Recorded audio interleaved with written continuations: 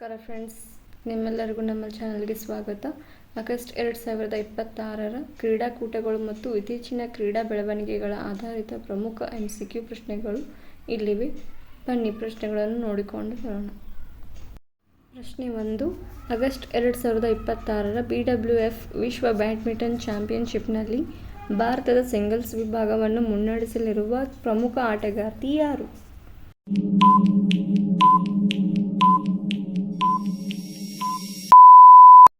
ಉತ್ತರ PV ಸಿಂಧು. ಪ್ರಶ್ನೆ 2. August 27ರಿಂದ 31ರವರೆಗೆ ಜರುಗಲಿರುವ ವಿಶ್ವ ಅಥ್ಲೆಟಿಕ್ಸ್ U20 ಚಾಂಪಿಯನ್ಶಿಪ್ 2026 ಯಾವ ವಯೋಮಿತಿಯ ಒಳಗಿನ ಯುವ ಕ್ರೀಡಾಪಟುಗಳಿಗಾಗಿ ಆಯೋಜಿಸಲಾಗಿದೆ?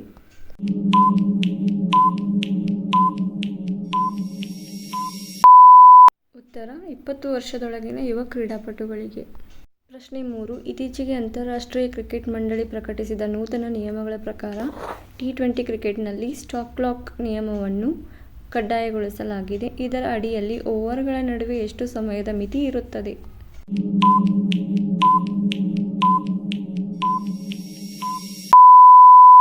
ಸರಿಯಾದ ಉತ್ತರ 60 ಸೆಕೆಂಡ್ಗಳು. ಪ್ರಶ್ನೆ 4. ಆಗಸ್ಟ್ 15ರಂದು ಆರಂಭವಾಗಲಿರುವ HIF ಹಾಕಿ ವಿಶ್ವಕಪ್ನ ತನ್ನ ಮೊದಲ ಪಂದ್ಯದಲ್ಲಿ ಭಾರತದ ಪುರುಷರ ಹಾಕಿ ತಂಡವು ಯಾವ ದೇಶವನ್ನು ಎದುರಿಸಲಿದೆ? ಉತ್ತರ ವೇಲ್ಸ್ ದೇಶವನ್ನು ಎದುರಿಸಲಿದೆ. ಪ್ರಶ್ನೆ 5. ಆಗಸ್ಟ್ 2026ರಲ್ಲಿ ಅತ್ಯಂತ ಪ್ರತಿಷ್ಠಿತ BWF ವಿಶ್ವ ಬ್ಯಾಡ್ಮಿಂಟನ್ ಚಾಂಪಿಯನ್ಶಿಪ್ ಭಾರತದ ಯಾವ ನಗರದಲ್ಲಿ ಜರುಗಲಿದೆ?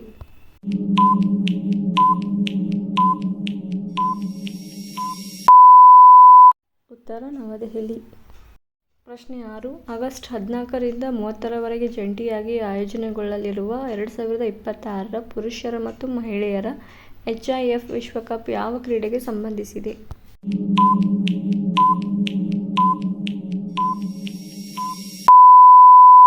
ಉತ್ತರ ಫೀಲ್ಡ್ ಹಾಕಿ.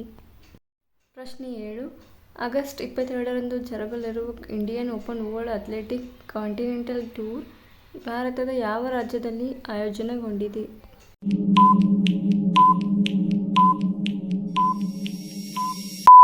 ಉತ್ತರ ಒಡಿಶಾ.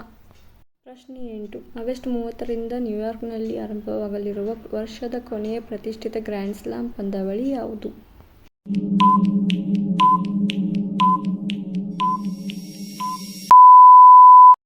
ಉತ್ತರ US ಓಪನ್.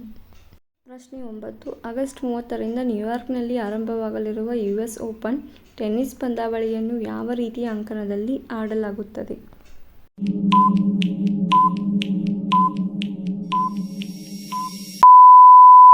ಉತ್ತರ ಕಠಿಣ ಅಂಕಣ.